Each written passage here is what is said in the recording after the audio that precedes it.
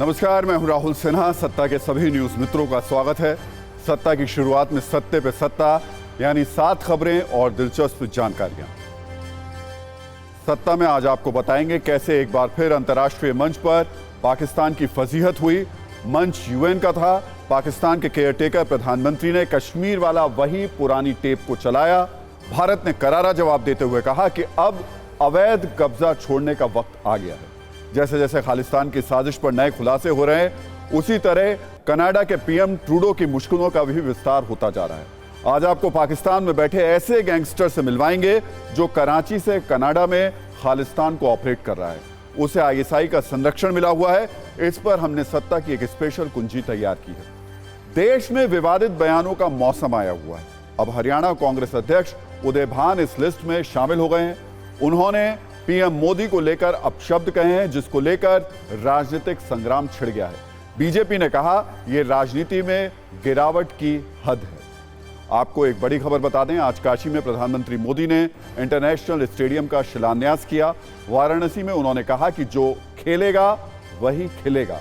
एक शिव शक्ति का स्थान चंद्रमा पर है, दूसरा काशी में है। इस मौके पर सचिन तेंदुलकर समेत कई सितारे मौजूद रहे। सत्ता में आज आपको लोन वसूलने के लिए एसबीआई के चॉकलेटी तरीके के बारे में भी बताएंगे, जिसका असर भी तेजी से हो रहा है। अगर कोई लोन डिफॉल्टर है तो एसबीआई के प्रतिनिधि उसके घर पर जाकर चॉकलेट के पैकेट लेकर आते हैं, ईएमआई पर वक्त देने का निवेदन करते हैं। इस पर कई आंकड़ों के साथ एक दिलचस्प कुंजी हमने तैयार की है। आज एक देश एक चुनाव को लेकर बनी कमेटी की पहली बैठक हुई। पूर्व राष्ट्रपति रामनाथ कोविंद की अध्यक्षता में चर्चा हुई। मीटिंग में गृह मंत्री अमित शाह, गुलाम नबी आजाद भी मौजूद रहे। सत्ता के न्यूज मित्रों को एक और जानकारी दे दें, दिल्ली यूनिवर्सिटी छात्र संघ चुनाव में एबीवीपी ने बाजी मारी है। एबीवीपी को 4 में से 3 पदों पर जीत मिली है। एनएसयूआई के अभिधैया ने उपाध्यक्ष के पद पर जीत दर्ज की। और सत्ता में अब बात पाकिस्तान के उस रिपीट टेलीकास्ट की जिसके लिए उनके प्रधानमंत्री हर वर्ष इस्लामाबाद से करीब 11,000 किलोमीटर दूर अमेरिका के न्यूयॉर्क जाते हैं और वहां संयुक्त राष्ट्र में जाकर वही पुराना भाषण पढ़ देते हैं, जिस भाषण के ज्यादातर हिस्सों में भारत विरोध और जम्मू कश्मीर की झूठी कहानी होती है। एक बार फिर से ऐसा ही हुआ। इस बार यह काम करने का श्रेय पाकिस्तान के केयरटेकर प्रधानमंत्री अनवर उल हक काकड़ ने किया। सामान्य कामकाज चलाने के लिए चुनाव तक पीएम नियुक्त किए गए अनवर उल हक काकड़ सरकारी पैसे पर न्यूयॉर्क पहुंचे हैं और यहां उन्होंने वही किया जो पहले नवाज शरीफ, इमरान खान और शहबाज शरीफ करते आए थे। अनवर उल हक काकड़ ने संयुक्त राष्ट्र के जनरल असेंबली को संबोधित किया और जम्मू कश्मीर पर आंसू बहाते रहे। वो सब कहा जो इनके पुराने पीएम कहते रहे हैं। भाषण में कोई नयापन नहीं था। ऐसा लग रहा था कि पाकिस्तान के अधिकारियों ने पुराने भाषण में डेट चेंज करके उसी का प्रिंट आउट निकाल करके उनको पकड़ा दिया है।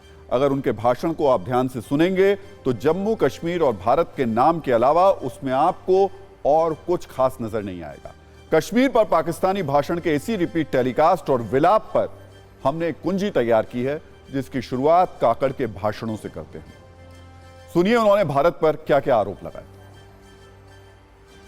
Kashmir is the key to peace between Pakistan and India. The Jammu and Kashmir dispute is one of the oldest issues on the agenda of the Security Council. India has evaded implementation of the Security Council's resolutions, which call for the final disposition of Jammu and Kashmir to be decided by its people through UN-supervised plebiscite. वैसे तो अनवर उल हक काकड़ पाकिस्तान के caretaker PM हैं, तो बेहतर होता है कि चुनाव तक वो केयरटेकर टाइप के ही काम करते, कुछ फाइलों पर साइन करते। पाकिस्तान ने जो दुनिया भर से कर्ज लिया है वो समय से उसकी ईएमआई चुकाते। ये सब करते तो बेहतर होता। लेकिन सरकारी खर्च पर अमेरिका घूमने और वहां भारत विरोधी एजेंडा चलाने का मौका वो बिल्कुल नहीं छोड़ना चाहते थे।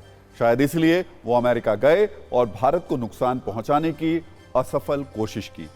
अब आते हैं पाकिस्तानी पीएम के उस बयान पर जिसका भारत की तरफ से सूद समेत जवाब दिया गया। इसके लिए पाकिस्तानी पीएम के सामने यूएन में भारत की फर्स्ट सेक्रेटरी ही काफी थी।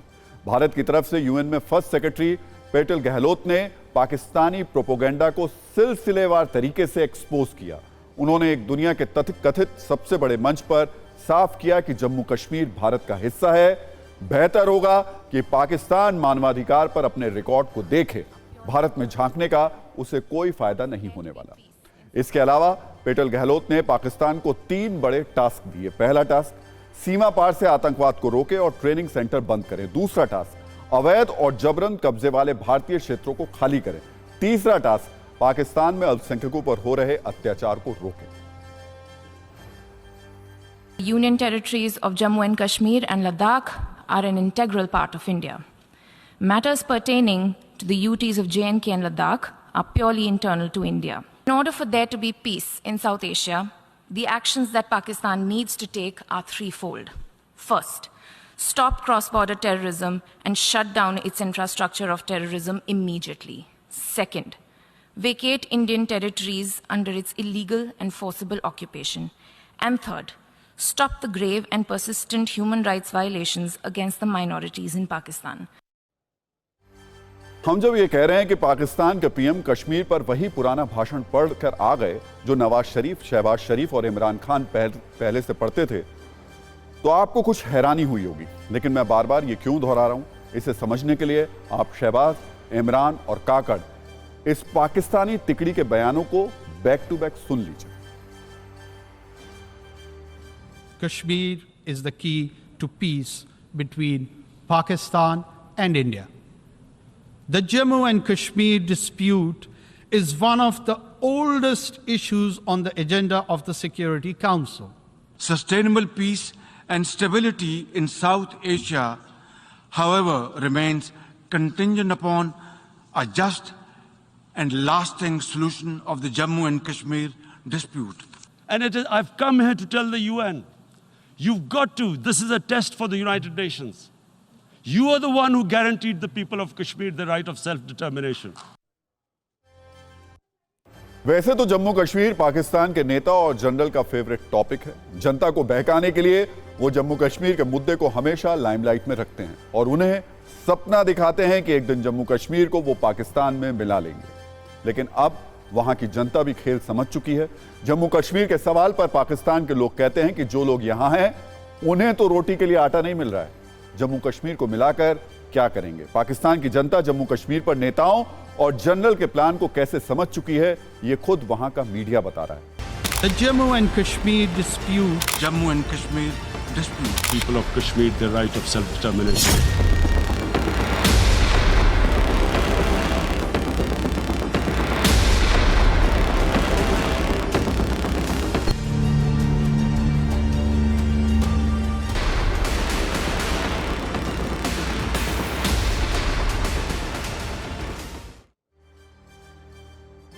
पाकिस्तान में अगले साल की शुरुआत में चुनाव है। जैसे जैसे चुनाव करीब आता जाएगा, पाकिस्तानी नेताओं के खून में कश्मीर का मुद्दा उबाल मारेगा। उनके दिमाग की नसों में जोर जोर से कश्मीर शब्द का संचार होगा।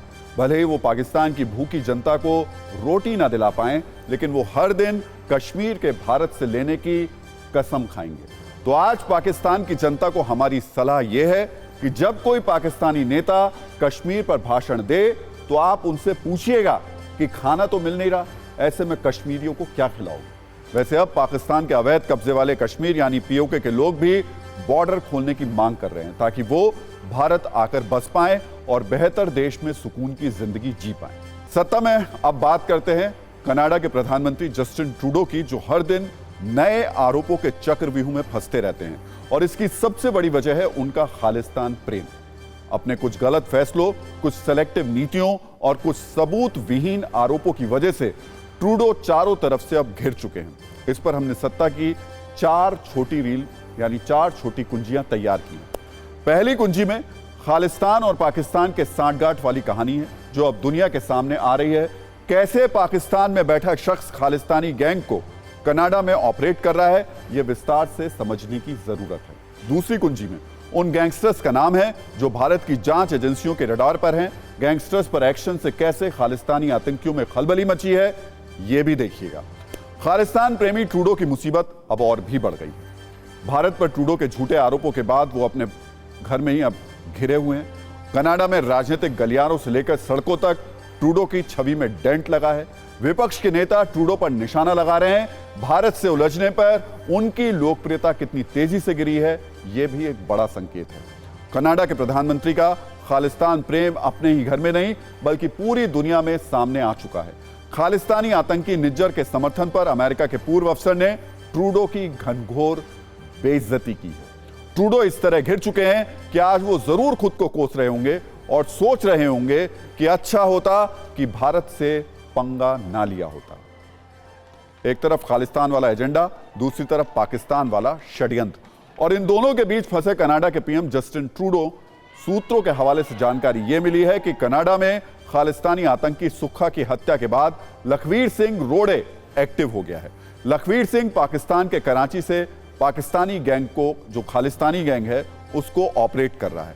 पाकिस्तानी खुफिया एजेंसी ISI की सरपरस्ती में खालिस्तानी मूवमेंट को आगे बढ़ा रहा है। सुखबीर सिंह रोड़े खालिस्तानी आतंकी और सुक्खा के करीबी अर्श ढल्ला से सीधे जुड़ा हुआ है। सूत्रों के मुताबिक लखवीर सिंह रोड़े ने अर्श ढल्ला को बार बार हथियार, ड्रग्स और पैसे देकर मदद की है। सुक्खा हत्याकांड के बाद गैंग वॉर को लेकर कनाडा में हाई अलर्ट है। यह भी बताया जा रहा है कि लॉरेंस गैंग का गैंगस्टर गोल्डी बराड इस वक्त लखवीर सिंह रोड़े के टारगेट पर है।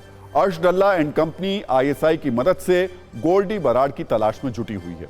बताया जा रहा है कि अर्श ढल्ला कनाडा में अंडरग्राउंड है और इसका नेटवर्क कनाडा में गोल्डी बराड गैंग से कहीं ज्यादा मजबूत है, क्योंकि उसके सिर पर पाकिस्तान की ISI और खालिस्तान टाइगर फोर्स का हाथ है।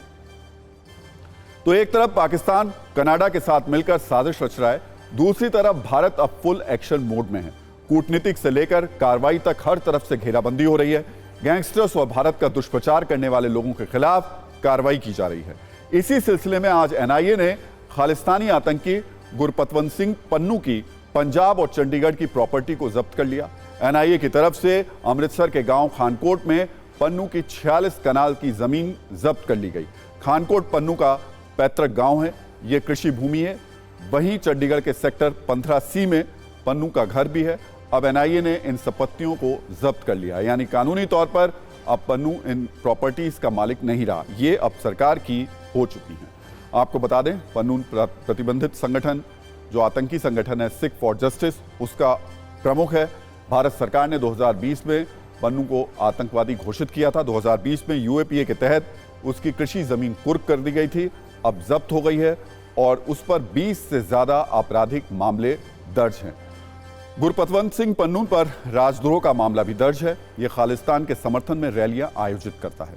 कनाडा, ब्रिटेन और ऑस्ट्रेलिया में भारत विरोधी एजेंडा भी ये लगातार चलाता रहता है।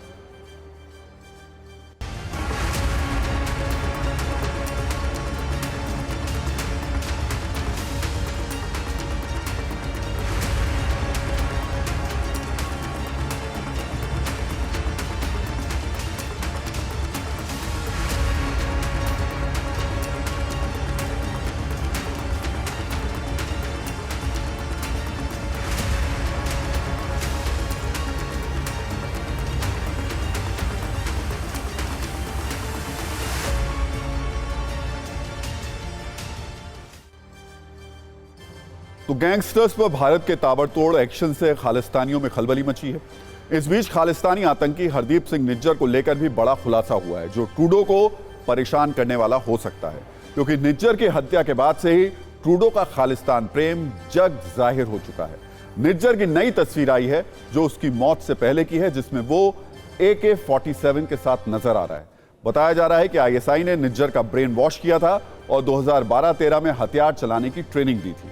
भारत के डोजियर में भी निज्जर के काले कारनामों की पूरी कहानी दर्ज है। बताया जा रहा है कि वो रवि शर्मा के नाम से साल 1997 में कनाडा भागा, वहां ट्रक ड्राइवर और प्लम्बर के तौर पर काम करता रहा। निज्जर के खिलाफ भारत में दर्जन भर से ज्यादा कत्ल और आतंकी गतिविधियों में शामिल होने के मामले दर्ज हैं। इसके बावजूद कनाडा की सरकार ने निज्जर के खिलाफ कोई एक्शन नहीं लिया। साल 2012 में निज्जर पाकिस्तान भी गया था, जहां उसने बब्बर खालसा इंटरनेशनल के चीफ जगतार सिंह तारा से मुलाकात की थी। वहां लगातार वो जगतार सिंह तारा से IED बनाने की जो ट्रेनिंग थी उसको भी ले रहा था। नवंबर 2014 में निज्जर के खिलाफ रेड कॉर्नर नोटिस भी जारी हुआ था। जिस तरह से खुलासे हो रहे हैं उससे पता चलता है कि कैसे भारत के विदेश मंत्रालय की ओर से लगाए गए सारे आरोप सच साबित हो रहे हैं। ये वो सबूत हैं जो ट्रूडो की मानसिकता को एक्सपोज कर रहे हैं। यही वजह है कि आज जस्टिन ट्रूडो कनाडा में भी घिर चुके हैं। विपक्ष एक के बाद एक उन पर आरोप लगा रहा है, उनके बयान, उनके फैसले, उनकी नीयत पर सवाल उठा रहा है। कनाडा के नेता प्रतिपक्ष पियरे पोइलिव्रे ने खालिस्तानी चरमपंथियों के हिंदुओं को निशाना बनाने वाली टिप्पणियों की कड़ी निंदा की है। उन्होंने कहा कि हिंदुओं ने कनाडा के लिए हर क्षेत्र में अमूल्य योगदान दिया है। हिंदू समुदाय का यहां हमेशा स्वागत किया जाएगा। पियरे पोइलिव्रे पहले भी ट्रूडो को आईना दिखा चुके हैं। कनाडा में विपक्ष के सवाल के बाद अब ट्रूडो की लोकप्रियता भी कम हुई है, उनकी छवि खराब हुई है। पीएम पद के लिए एक सर्वे में वो विपक्षी नेता से पिछड़ गए हैं। फ्रेंच रिसर्च फर्म IPSOS के हवाले से जो रिपोर्ट आई है, उस सर्वे के मुताबिक जस्टिन ट्रूडो को 31% लोग प्रधानमंत्री के रूप में देखना चाहते हैं, जबकि इस पद को लेकर विपक्षी नेता पोइलिव्रे लोगों की पहली पसंद है। कंजर्वेटिव पार्टी ऑफ कनाडा के पियरे पोइलिव्रे को 40% लोग पीएम के रूप में देखना चाहते हैं। सिर्फ इतना ही नहीं, 60% कनाडाई चाहते हैं कि ट्रूडो प्रधानमंत्री पद छोड़ दें। मतलब यह कि ट्रूडो पर कनाडा के लोगों का विश्वास कम हो रहा है। किसी प्रधानमंत्री की विश्वसनीयता अपने ही देश में कम होना उनकी सत्ता और सरकार के लिए बुरा संकेत होता है। आज आपको कनाडा में ब्रिटिश कोलंबिया के प्रीमियर डेविड एबी का भी बयान सुनना चाहिए। ट्रूडो ने निज्जर हत्याकांड में कनाडा की संसद से भारत पर झूठे आरोप लगाए थे। इसी को लेकर ब्रिटिश कोलंबिया के प्रीमियर डेविड एबी का कहना है कि उन्हें यह जानकारी इंटरनेट से मिली थी, जिसका ना कोई सबूत है, ना पुख्ता सोर्स है और ना ही कोई आधार। तो आज कनाडा की बदनामी पूरी दुनिया में हो रही है। अमेरिका के खुफिया विभाग पेंटागन के पूर्व अधिकारी माइकल रूबिन ने निज्जर हत्याकांड को लेकर ट्रूडो पर तंज करते हुए कहा कि अगर कोई निज्जर को प्लम्बर कहे तो ठीक वैसा ही है जैसे ओसामा बिन लादेन एक इंजीनियर था। और सत्ता में बात करते हैं त्रिशूल, डमरू और बेलपत्र के प्रतीकों वाले स्टेडियम की। प्रधानमंत्री नरेंद्र मोदी ने आज काशी में बाबा विश्वनाथ की थीम पर बन रहे इंटरनेशनल क्रिकेट स्टेडियम का शिलान्यास किया। एक दिन के दौरे पर वाराणसी पहुंचे पीएम मोदी ने 451 करोड़ रुपए के इस स्टेडियम समेत वाराणसी में 1600 करोड़ रुपए की योजनाओं का शिलान्यास और उद्घाटन किया। लेकिन इस सब में सबसे ज्यादा चर्चा क्रिकेट स्टेडियम की हो रही है। वाराणसी में बन रहे स्टेडियम के शिलान्यास कार्यक्रम में पीएम मोदी के अलावा सीएम योगी आदित्यनाथ, पूर्व भारतीय कप्तान सचिन तेंदुलकर, सुनील गावस्कर, कपिल देव, बीसीसीआई के अध्यक्ष रोजर मिन्नी और सचिव जय शाह मौजूद थे। सचिन तेंदुलकर ने इस मौके पर पीएम मोदी को नमो लिखा हुआ टीम इंडिया की एक जर्सी भेंट की। 30 एकड़ में 30,000 दर्शकों की क्षमता वाला यह वाराणसी का क्रिकेट स्टेडियम पूरी तरीके से भगवान शिव की थीम पर आधारित है। यहां त्रिशूल की तर्ज पर फ्लड लाइट्स लगेंगी। स्टेडियम का प्रवेश द्वार डमरू जैसा बनाया जाएगा। स्टेडियम की छत अर्ध चंद्राकार होगी। स्टेडियम की सजावट बेलपत्र जैसी होगी और स्टेडियम के बाहर का डिजाइन गंगा के घाट जैसा तैयार किया जाएगा। पीएम मोदी ने इस मौके पर वहां मौजूद लोगों को संबोधित किया। उन्होंने कहा कि क्रिकेट के जरिए दुनिया भारत से जुड़ रही है। नए नए देश क्रिकेट खेलने के लिए आगे आ रहे हैं। ऐसे में बनारस का यह अंतर्राष्ट्रीय क्रिकेट स्टेडियम खेल के मैदान की डिमांड को पूरा करेगा। यह पूरे पूर्वांचल का चमकता हुआ सितारा बनने वाला है।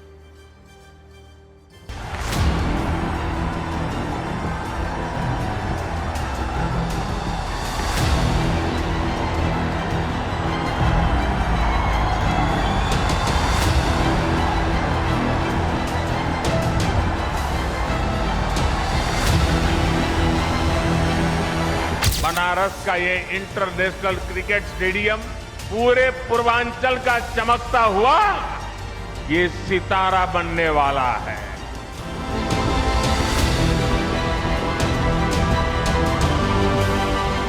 काशी के युवा स्पोर्ट्स की दुनिया में अपना नाम कमाए, मेरी यही कामना है।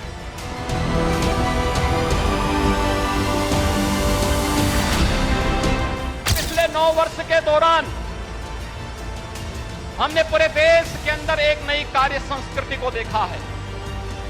प्रत्येक क्षेत्र में अभूतपूर्व विकास हुआ है और खेल और खिलाड़ियों के बारे में पूरे देश की सोच को बदला है।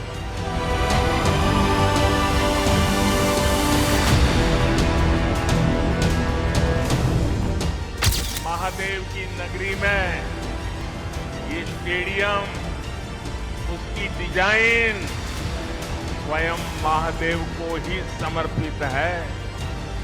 इसमें क्रिकेट के एक से बढ़कर एक मैच होंगे। इसमें आसपास के युवा खिलाड़ियों को अंतर्राष्ट्रीय स्तर के स्टेडियम में ट्रेनिंग का मौका मिलेगा।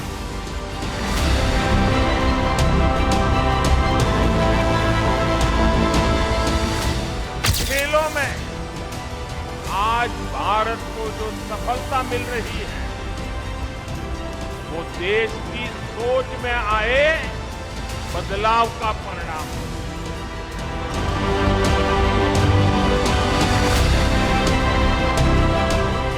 अब देश का मिजाज ऐसा बना है कि जो खेलेगा वही खिलेगा।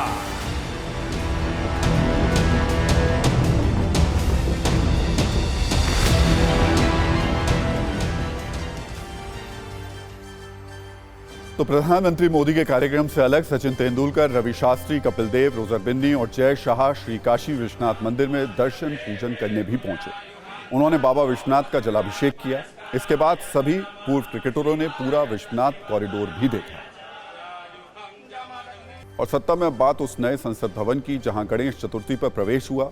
27 वर्षों से अटका महिला आरक्षण बिल पास हो गया, लेकिन 3 ही दिनों में कांग्रेस के कुछ नेताओं का मन यहां पर घुटने लगा है। कांग्रेस कम्युनिकेशन सेल के प्रमुख और सांसद जयराम रमेश ने नए संसद भवन को मोदी मल्टीप्लेक्स और मोदी मैरियट कहा है। उन्होंने एक सोशल मीडिया पोस्ट में कहा कि 2024 में सरकार के साथ नए संसद भवन का इस्तेमाल भी बदलेगा। जयराम रमेश को नई संसद में कई खामियां देखने के लिए मिली हैं। उन्होंने लिखा कि नया कॉम्प्लेक्स दर्दनाक और पीड़ादायक है। दोनों सदनों के बीच समन्वय अत्यधिक बोझिल हो गया है। नई इमारत का हॉल आरामदायक और कॉम्पैक्ट नहीं है। सदन में एक दूसरे को देखने के लिए दूरबीन की आवश्यकता होती है। नए भवन में एक दूसरे से संवाद की जगह नहीं है। संसद में घूमने का आनंद अब गायब हो गया है। जयराम रमेश के सोशल मीडिया पोस्ट पर बीजेपी अध्यक्ष जेपी नड्डा ने रिप्लाई किया है। नड्डा ने लिखा, कांग्रेस पार्टी की मानसिकता दयनीय है। ये 140 करोड़ भारतीयों की आकांक्षाओं के अपमान के अलावा और कुछ नहीं है। तो भले ही नया संसद भवन बनकर तैयार हो चुका है, संसद भवन में संसद की कार्यवाही होने लगी है, लेकिन पसंद नापसंद और विवाद नए संसद भवन का पीछा नहीं छोड़ रहे हैं। पक्ष और विपक्ष दोनों तरफ से इस पर तीखे वार चलाए जा रहे हैं। जयराम रमेश जो हैं वो सोशल मीडिया के बारे में बहुत एक्सपर्ट हैं और सोशल मीडिया में कहाँ तक क्या बात कही जा सकती है वो कहते हैं, लेकिन वो बिना सोचे समझे और बिना किसी तथ्य के वो बात नहीं कहते हैं। तो अब उन्होंने एक बात कही है, अगर उसकी कोई काट करना चाहता है तो वो काट करे, और कोई इसको स्वीकार करता है तो हमारे लिए और अच्छा है। प्रधानमंत्री जी ने जो नई सदन बनाई है राज्यसभा के लिए, लोकसभा के लिए, उसके अंदर एक भारत की सभ्यता को प्रतिफलित करते हुए एक एग्जीबिशन में है, उसको लेकर गर्वित है। और ये जो देश को अपनी जागीर मानने वाले लोग हैं, अपने घर की संपत्ति मानने वाले लोग हैं, ये उनकी मालिकों को, उनकी आकाओं को खुश रखने के लिए इस प्रकार की चाटुकारिता का बयान है। और अब बात करते हैं लोन रिकवरी के लिए एसबीआई की ओर से चलाई जा रही एक अनोखी पहल की, जो अब धीरे धीरे रंग ला रही है।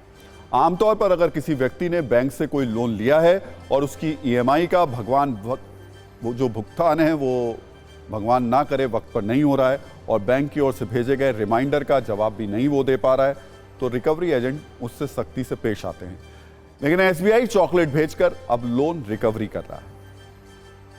अब हो सकता है बैंक की तरफ से कोई प्रतिनिधि कर्ज देकर ना चुकाने वाले व्यक्ति के दरवाजे पर दस्तक दे, उसके हाथ में चॉकलेट का डिब्बा हो और वो आकर कहे कि आपने अभी तक अपने लोन का भुगतान नहीं किया है। बैंक की ओर से पेमेंट की याद दिलाने वाले कॉल का कोई जवाब नहीं दिया है, इसलिए बिना सूचित किए मैं आपके दरवाजे पर आया हूं। एसबीआई की तरफ से आपको ये चॉकलेट दी जाती है और आपसे अनुरोध किया जाता है कि आप जल्द से जल्द अपनी ईएमआई का भुगतान कर दें। एसबीआई की तरफ से लोन डिफॉल्टर्स को चॉकलेट भेजकर लोन भुगतान करने की अपील 15 दिन पहले शुरू की गई है, जिसका असर अब दिखने लगा है अब तक 2 करोड़ रुपए के लोन की रिकवरी हो चुकी है। इसमें पर्सनल और बिजनेस दोनों तरीके के लोन शामिल हैं। लोन की रिकवरी करने के इस चॉकलेटी तरीके को एसबीआई ने कुछ और हफ्तों तक पायलट प्रोजेक्ट की तरह जारी रखने की योजना बनाई है। फिर इस पर विचार किया जाएगा कि इसे एक आधिकारिक रिकवरी चैनल कैसे बनाया जाए, यानी एसबीआई इस तरीके को आगे प्रभावी ढंग से जारी रखने के बारे में सोच रहा है। लेकिन इस अनोखे तरीके की चर्चा के बीच एक सवाल यह भी है कि छोटा लोन लेने वाले लोगों को चॉकलेट भेजकर लोन चुकाने के लिए कहने का असर तो हो रहा है, लेकिन उन लोगों का क्या जो हजारों करोड़ रुपए का लोन लेकर डिफॉल्टर हो चुके हैं और लोन नहीं चुका रहे हैं? उन लोगों से लोन रिकवरी का कौन सा तरीका है? अगर बैंक बड़े डिफॉल्टर्स को चॉकलेट के डिब्बे भेजेंगे तो क्या इससे उन पर कोई असर होगा? क्या वो भी चॉकलेट खाकर हजारों करोड़ रुपए का लोन ईमानदारी से चुका देंगे? अगर ऐसा हुआ तो बहुत बड़ी रिकवरी की जा सकती है। अगस्त 2023 में राज्यसभा में एक सवाल का जवाब देते हुए वित्त मंत्रालय की ओर से बताया गया कि देश के सबसे बड़े 50 डिफॉल्टर्स पर बैंकों के करीब 87,000 करोड़ रुपए बकाया है। देश के टॉप 10 डिफॉल्टर्स पर ही करीब 41,000 करोड़ रुपए बकाया है। इस राशि को देखकर लगता है कि चॉकलेट वाला रिकवरी एजेंट शायद ऐसे कर्जदारों पर असर ना दिखा पाए। और सत्ता में अब महाराष्ट्र के कई इलाकों में हो रही जोरदार बारिश की बात कर लेते हैं। नागपुर में तो महज 4 घंटे में 100 मिलीमीटर बारिश होने से हालात बिगड़ गए हैं। इसमें एक महिला की मौत भी हो गई है। बाढ़ में कई लोगों के फंसे होने की वजह से रेस्क्यू के लिए एनडीआरएफ और एसडीआरएफ की टीमों को लगाया गया है, जिसके बाद 400 लोगों को सुरक्षित बाहर भी निकाला गया है। नागपुर में हालात क्या हैं, इसका अंदाजा इन तस्वीरों से भी आप लगा सकते हैं, जहां बारिश का पानी जमा होने से कई गाड़ियां पानी में पूरी तरीके से डूब गई। मौसम विभाग ने नागपुर, भंडारा और गोंदिया जिलों में आगे भी तेज बारिश की आशंका जताई है, जिससे हालात और बिगड़ सकते हैं। इसलिए नागपुर नगर निगम ने लोगों से घरों में रहने की अपील की है। तो अगर आप इन इलाकों में हैं तो अपना ख्याल रखिए और सुरक्षित रहिए। महाराष्ट्र में बाढ़ से किस तरह हालात एक बार फिर से खराब होते जा रहे हैं, इस पर हमने एक रील भी तैयार की।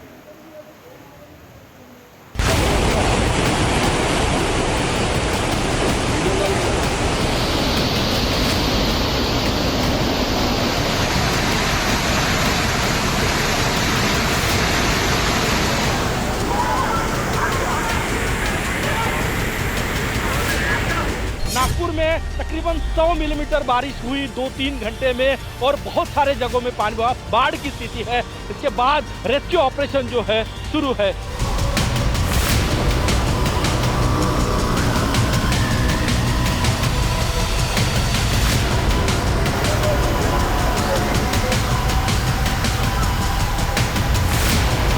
नागपुर में मूसलाधार बारिश के बाद बाढ़ की स्थिति है। आप देख सकते हैं यहाँ आर्मी बुलाई गई है रेस्क्यू ऑपरेशन के लिए, क्योंकि अभी भी इस बस्ती में अंबाझरी का ये परिसर और इस बस्ती में बहुत से लोग अभी भी फंसे होने की जानकारी है। इसके लिए आप देख सकते हैं यहाँ आर्मी की 2 बोट जो है यहाँ बुलाई गई है और रेस्क्यू ऑपरेशन के लिए ये बोट जो है वो अभी अंदर गया।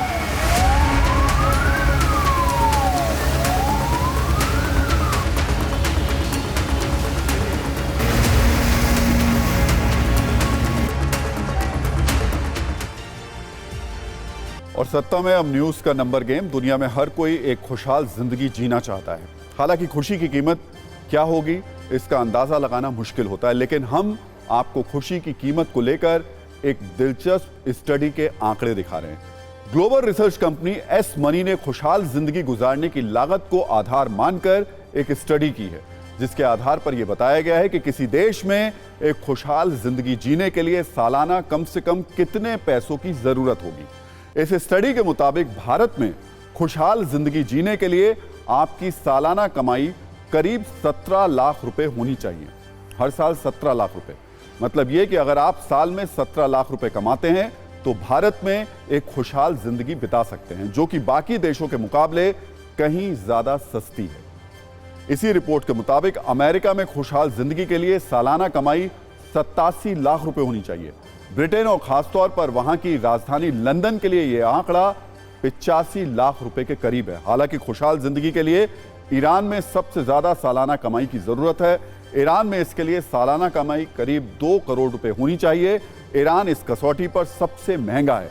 वहीं अफ्रीका के सिएरा लियोन में ये सबसे कम है। वहां 7 लाख रुपए की सालाना कमाई के साथ कोई व्यक्ति बहुत ही खुशहाल जिंदगी बिता सकता है। भारत के पड़ोसी देशों श्रीलंका और बांग्लादेश की बात करें तो वहां भी खुशहाल जिंदगी जीने के लिए एक व्यक्ति को सालाना 17 लाख रुपए के आसपास की कमाई की जरूरत बताई गई। हालांकि यह भी सच है कि पैसा, खुशहाल जिंदगी दोनों अलग अलग चीजें रख के देखनी चाहिए।